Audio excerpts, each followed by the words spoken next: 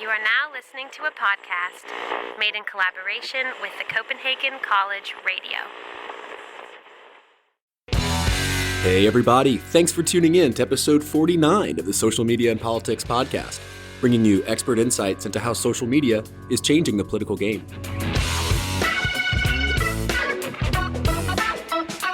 I'm your host, Michael Becerra, political scientist at the University of Copenhagen. You can connect with us on Twitter at SMNP Podcast, or check us out on the web, www.socialmediaandpolitics.org.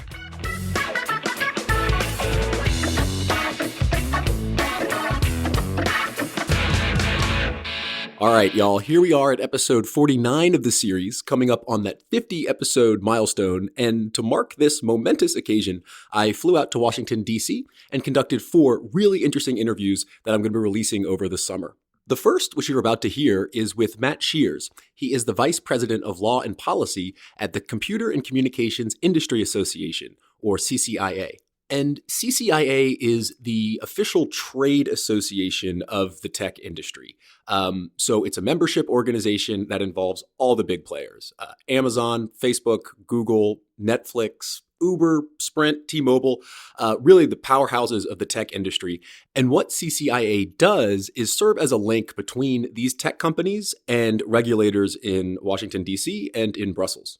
And the association lists as its mission to promote open markets, open systems, open networks, and full, fair, and open competition in the computer, telecoms, and internet industries. So reading between the lines a bit, that sounds to me like these tech companies have this organization to ward off regulation that might stifle this type of open competition. So I wanted to ask Matt, what exactly is CCIA? What does it do in practice? I also wanted to find out their position on GDPR and the e-privacy initiative. What does that mean for Europe in their eyes? Is that type of regulation coming to the States? And yeah, I just wanted to get a sense of where the industry stands, given all the kind of public outcry around Cambridge Analytica scandal, Russian disinformation, and all this talk about regulation. So without further ado, let me cut to the interview. My guest is Matt Schruers. He is Vice President of Law and Policy at CCIA, and he is also an adjunct professor at Georgetown University and American University, where he teaches courses in intellectual property and internet law. Matt, thanks for taking the time out. Welcome to the Social Media and Politics podcast. Happy to be here. So your line of work is something entirely new for me, and we haven't covered anything like it on the podcast. So I want to start out really basic and ask you, what is CCIA and what type of work does the organization do? So CCIA is a nonprofit business association of internet and technology firms. You see trade associations or business associations at work all the time, but probably don't think that much about it. Business associations do things like content rating, advertising, standard setting, certifications. When you see ratings on movies and video games, that's being done by a trade association. When you see advertising being done on behalf of industries, that's a trade association. When you see certifications like certified organic by the California Organic Growers, that's a trade association. And many industries have an association or multiple associations that serve that role. We work for internet and technology firms, which is everybody in the stack, from the folks who make the phone in your pocket to the services in the cloud that you access with that device. And the functions that CCIA specializes in are research, public education, advocacy, occasionally litigation. We're very much focused on the policy process around the internet and tech sectors. And what exactly is your position? Because you're coming with a law background, right? You're a lawyer by trade? Yes, I am. And so when you mean litigation, are you advising and then you're also taking people to court?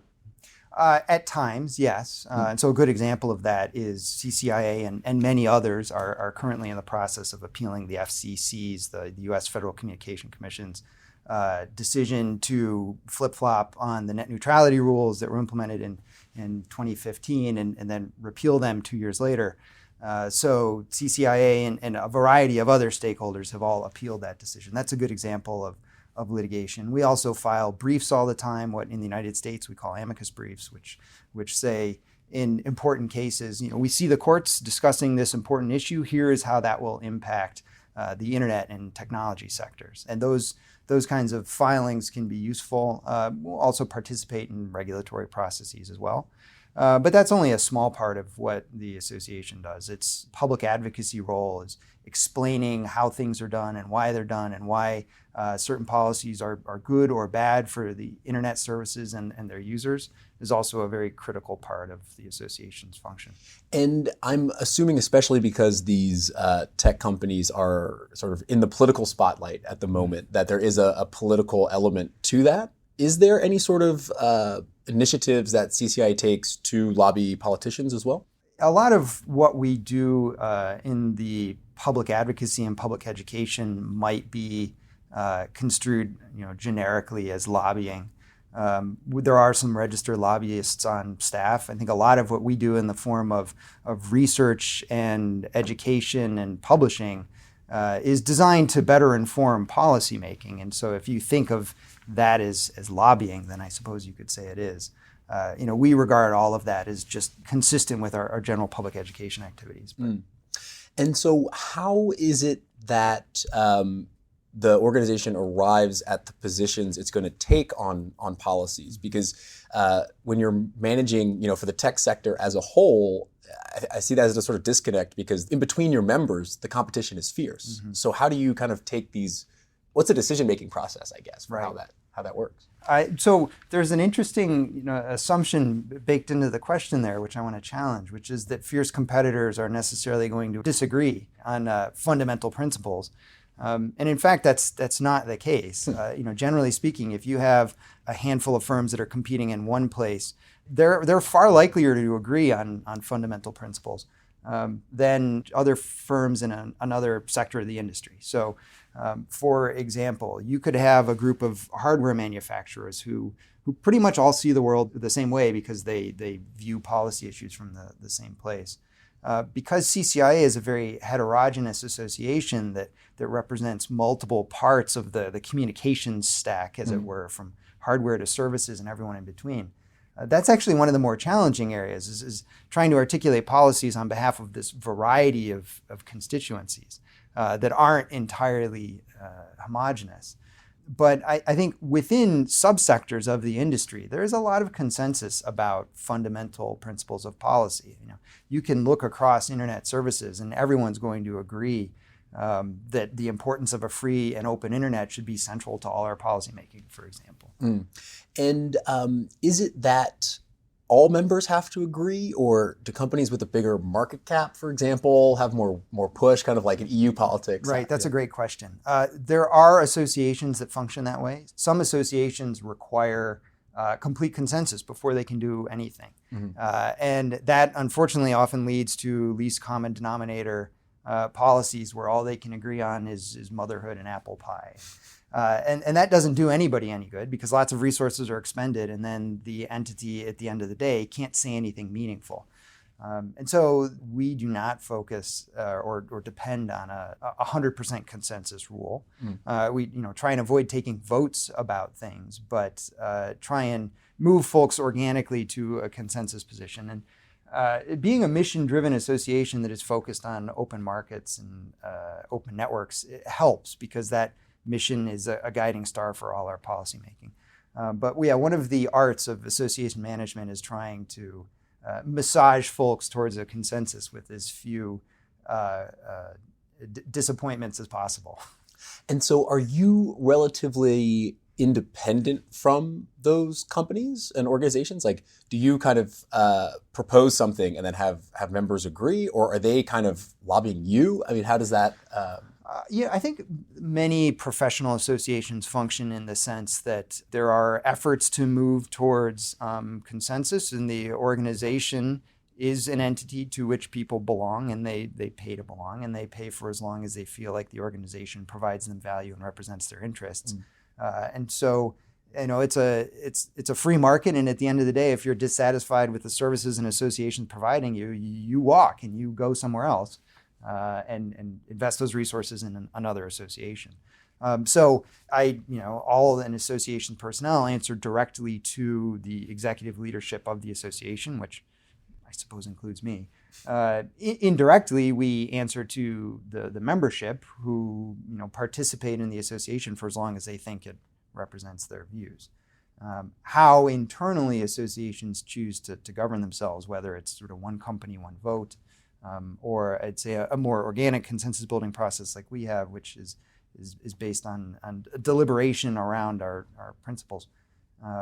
It will vary from association to association. But as I said, there's no one single recipe for how associations are run. And it's often has a lot to do with personalities more than bylaws and protocols. Interesting.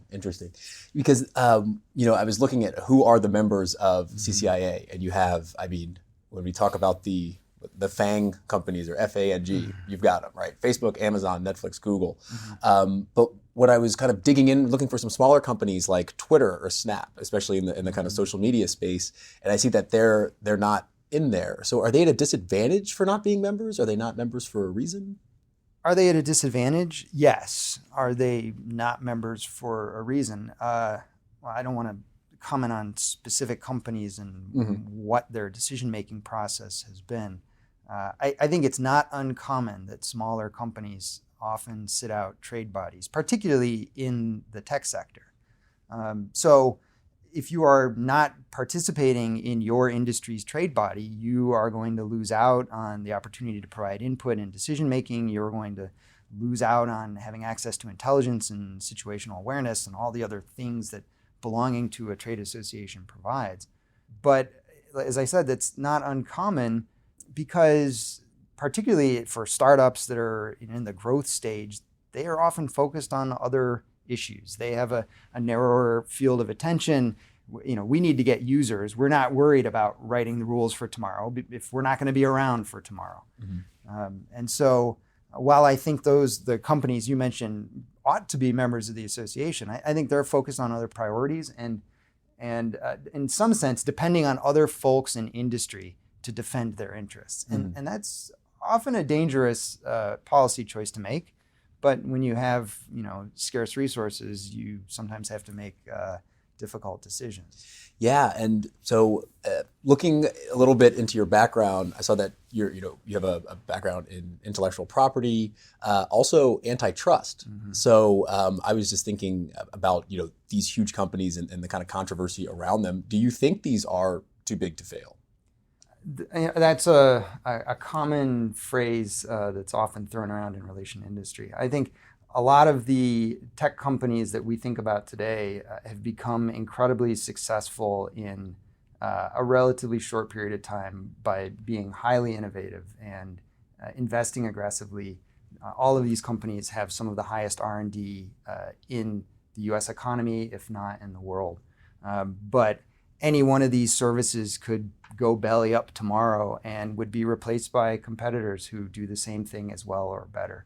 You can look back across the history of tech and see examples of people saying, XYZ company is too big. Can anybody ever defeat this company? I remember we often joke about headlines saying that MySpace was the natural monopoly of the internet and nobody would ever knock them off the pedestal. And nowadays, if you ask folks, they'll say, what's MySpace, right? And you can tell a similar story about Nokia's mobile phones, about iTunes as a music vendor.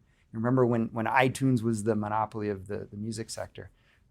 All of these companies can relatively easily be unseated, particularly in an industry that is dynamic as the internet sector.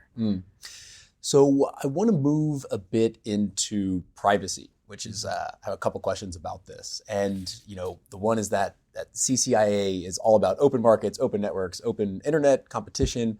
And then my first thought about that is open data as well. So thinking about recent implementations of GDPR and this e-privacy initiative that I want to discuss, what is CCIA's position on the use of personal data for commercial purposes? I'd say generally, general question, general answer. Data, an individual's data can be used for commercial applications when they're given notice that that's happened or will happen, and provided choice about whether or not they want that to occur. And so if you agree to a service that says we're going to use data in these particular ways, there's nothing wrong with that. In fact, the use of data provides a variety, in fact, many free to the user services on the internet. And so that's a critical business model in making a lot of modern internet services work. It's not the only one, and certainly paid services is another approach that some businesses take. Many provide a blend of those. You can have the free, the freemium, the premium services. And all of those business models can be implemented in different ways, and competition will figure out which one consumers want the most.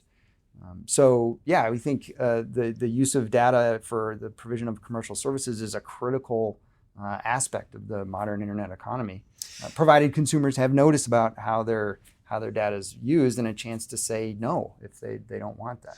Right. And so moving from that commercial to the political advertising, which is what I want to get into. And I mean, obviously you have campaigns that work with Facebook and Google for advertising, but then looking at some of the other member organizations, there might be some data that's then traded or sold or exchanged somehow.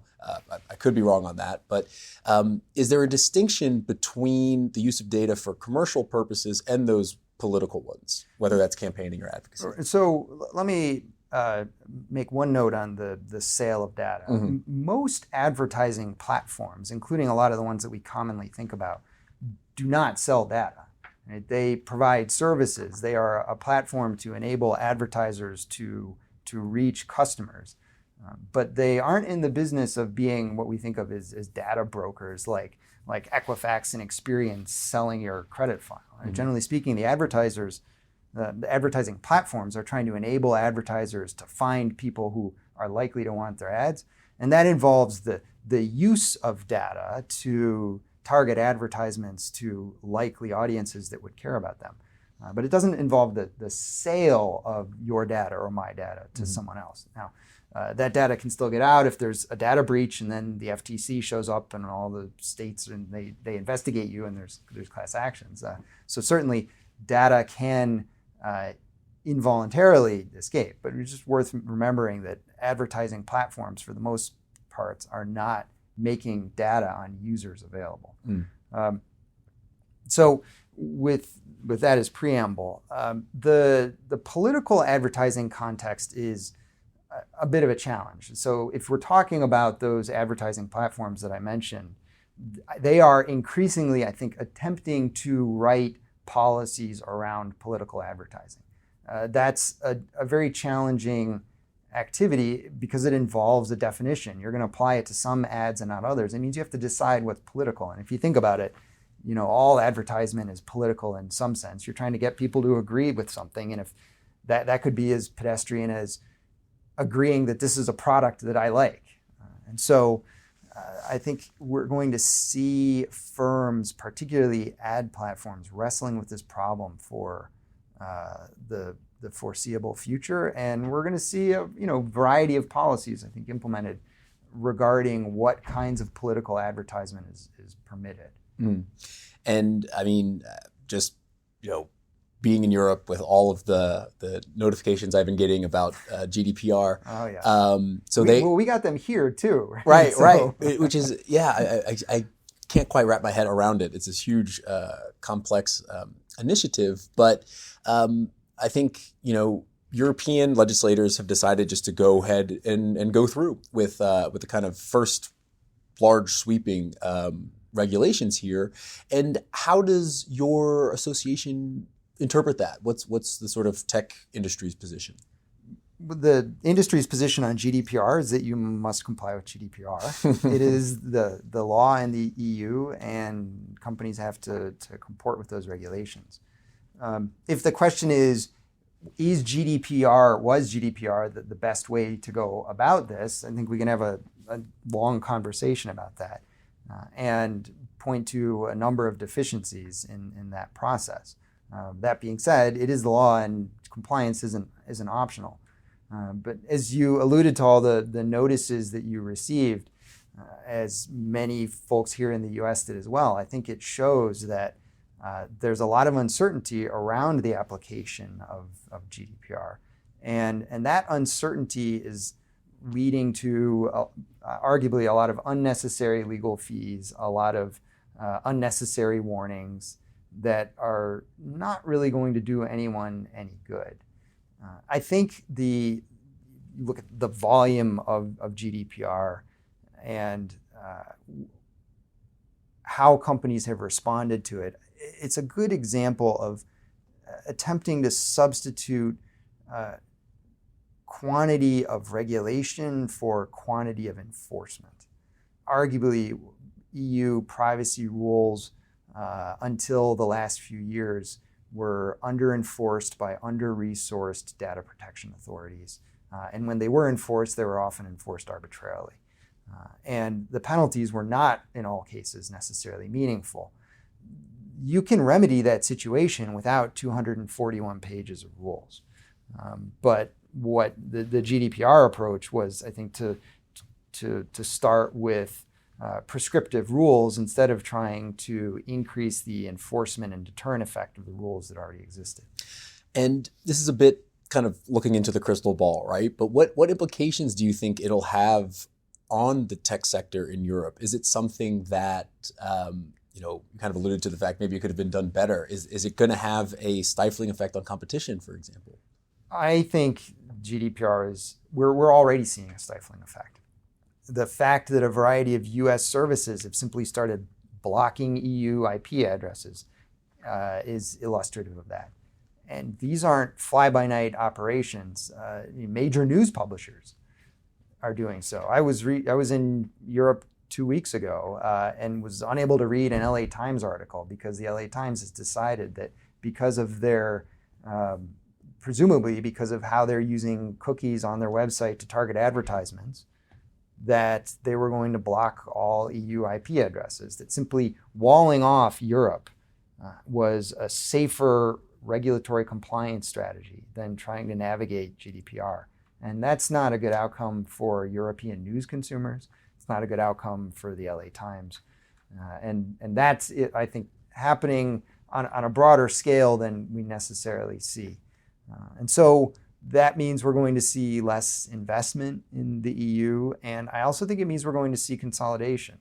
You have to recall that regulation has a disparate impact on firms. There are large firms with lots of lawyers can manage very complex rules.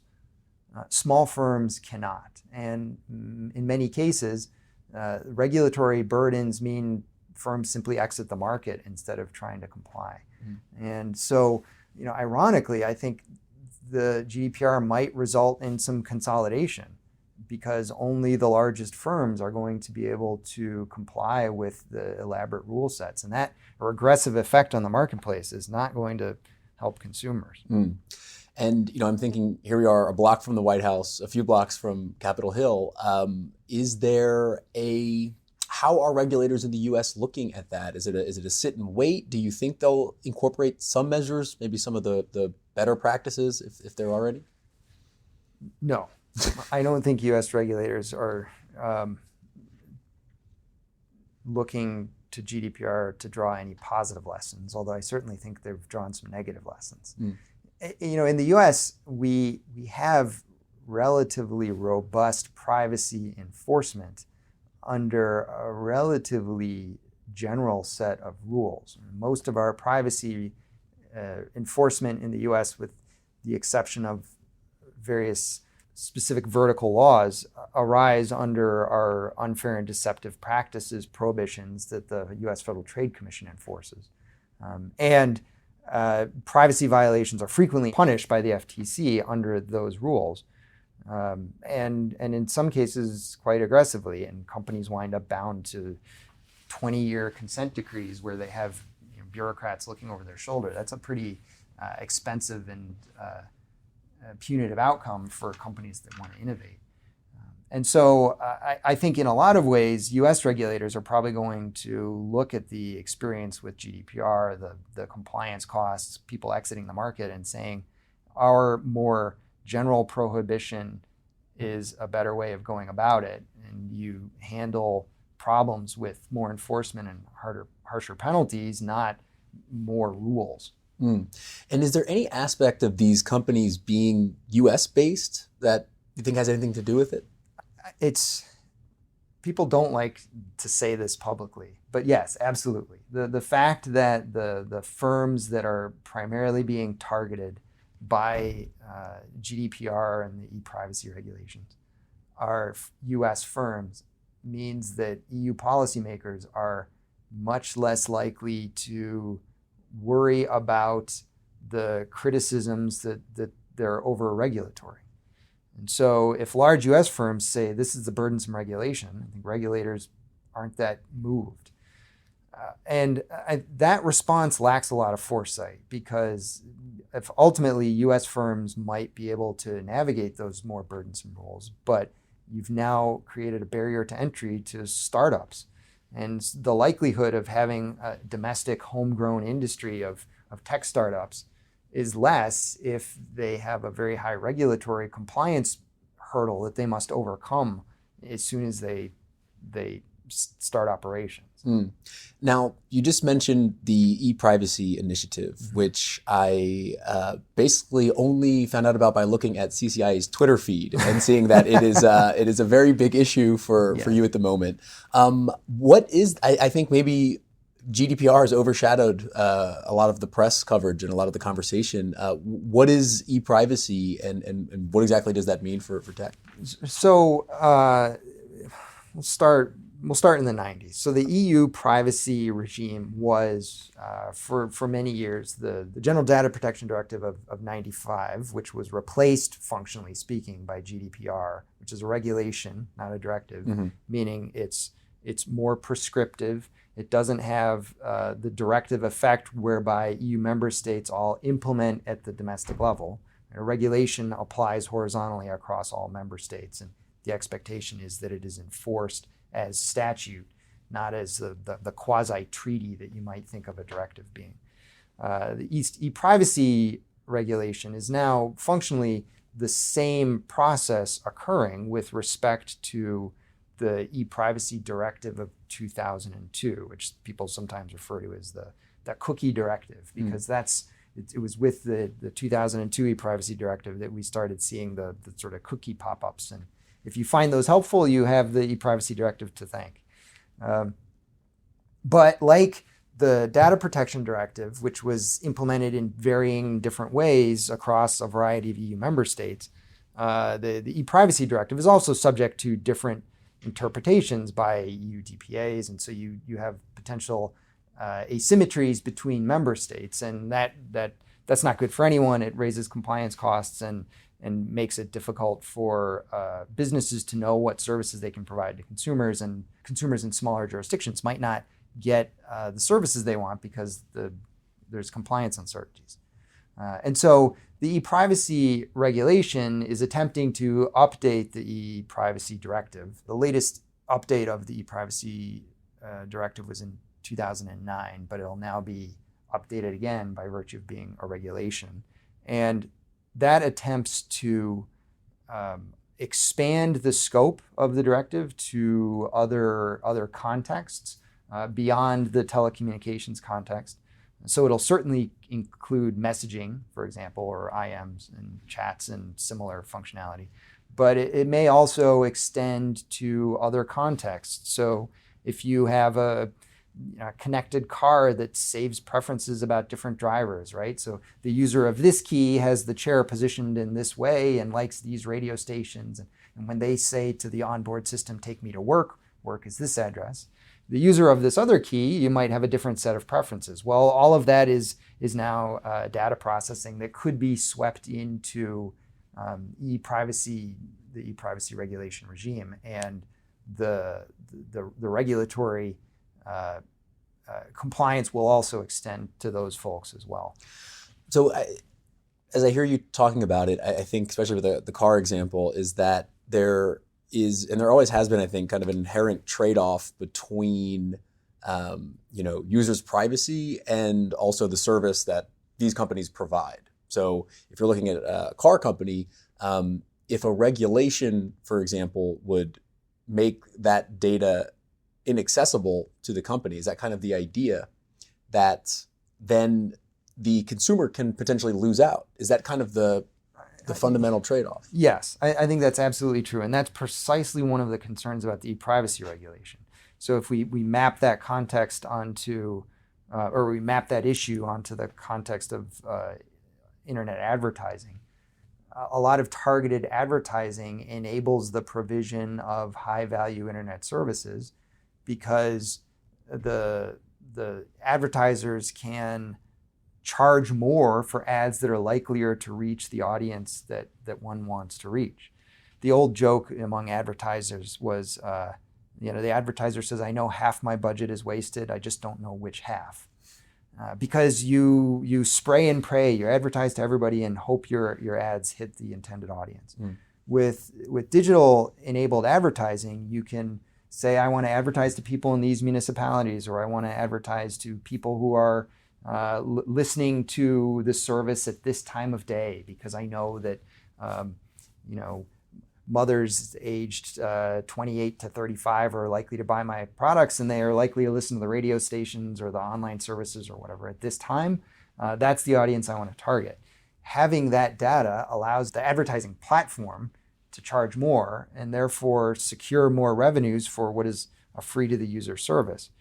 If you can no longer target, or your ability to target is diminished, the amount advertisers are going to be able to charge is going to be less. And that may well mean providing fewer services or in some cases no services to European users, because the kinds of specialized advertising that allows that innovation to occur can no longer be done. And I think we're also going to see that as a result of GDPR, that publishers who have advertisements aren't going to be able to charge as much because they can't tell their advertisers what kind of audience they can reach. And, it makes me think about, there's been a lot of celebration of Margaret Vestager, who's, slapped these fines on Google for antitrust. And going over to the U.S. side, there's been Senate hearings where senators are asking very basic questions about these tech platforms. And I'm just curious as to what you think about, do the lawmakers understand the technology well enough to put these regulations in place? I mean, looking at the trade-off between the consumer and their privacy, or convenience and privacy. Do you think that it's kind of putting the cart before the horse, or are they? You mentioned GDPR is maybe not the best crafted policy. So, do you think that's a kind of disconnect between platforms and politicians? We have come a long way in educating policymakers about the internet and new technology. 10 years ago, we had senators on the U.S. congressional floor saying that the internet was a series of tubes, and that was not uncommon. That perception was, I think, widely held.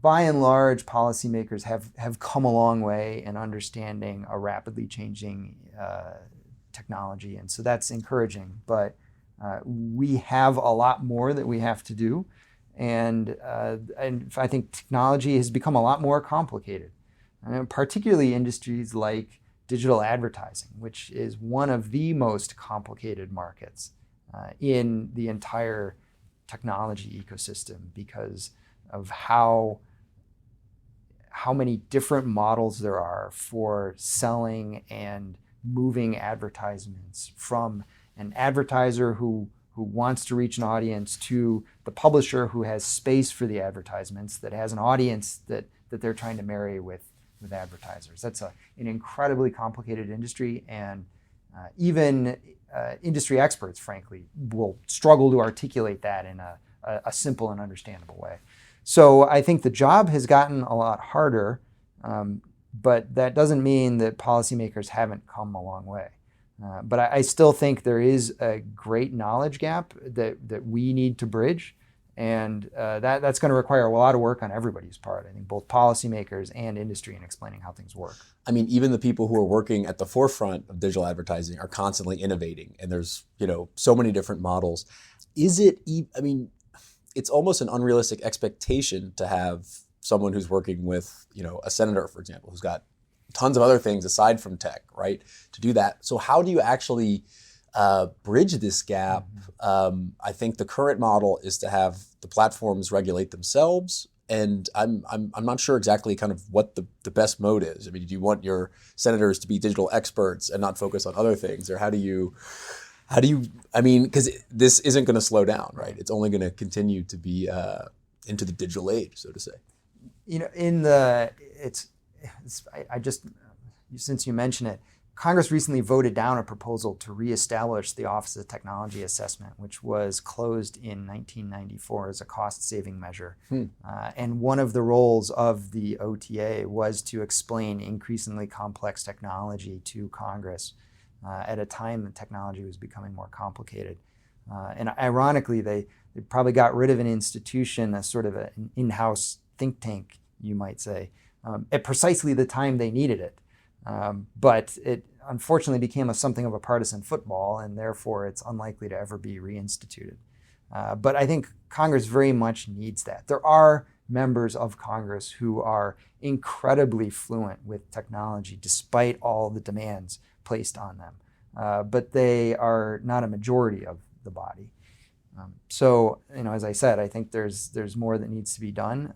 But I also think there are many members who have facility with these issues that rivals experts in industry. That doesn't mean, though, that the solution is until then that companies regulate themselves. I mean, first of all, while there is a lot of self-regulation in industry, there's also an extraordinary amount of existing regulation. We've obviously discussed EU regulation. In the United States, we have 50-some major federal laws that U.S. technology companies have to comply with. Among the 50 states, there are hundreds of internet-specific laws that range from everything to anti-bullying, to anti-spam, to data breach notifications. And so, and they often vary from state to state. All of those are regulations that read in various ways on what we're talking about. And so those regulations exist now. Presumably, you could do better by handling a lot of those issues at the federal level. But the fact that we haven't done that doesn't mean the area is going unregulated. It just means that it's regulated in different ways across the 50 states, and also with the broad stopgap power of the FTC, the Federal Trade Commission, which does frequently bring consumer protection actions against companies for misconduct. And my last question has to do with the intersection between regulation and the Internet of Things. That is just, we don't really know where it's going. At least I don't. I'm not super caught up into what the kind of cutting edge technology is. I mean, because CCIA's sort of mission is open networks, right? Which is exactly what the Internet of Things is sort of proposing to do. So, I mean, how do you think that current mood towards regulation, I mean, in Europe, it's shifting towards more privacy, and we have this car example. How might that impact how the Internet of Things develops? Is it something that the US is going to be leading because they have less restrictive regulations, for example? I think there are a variety of reasons why we'll see U.S. firms in the lead on IoT-based applications. One is that there are higher compliance burdens in the EU, and the fact that data cannot be used without ex ante consent for all applications means that a lot of innovations aren't really going to be deployable. It's often the case that you collect a lot of data in some context for users and then say, hey, looking at this data, we've discovered that we could use this information over here to provide another service to customers.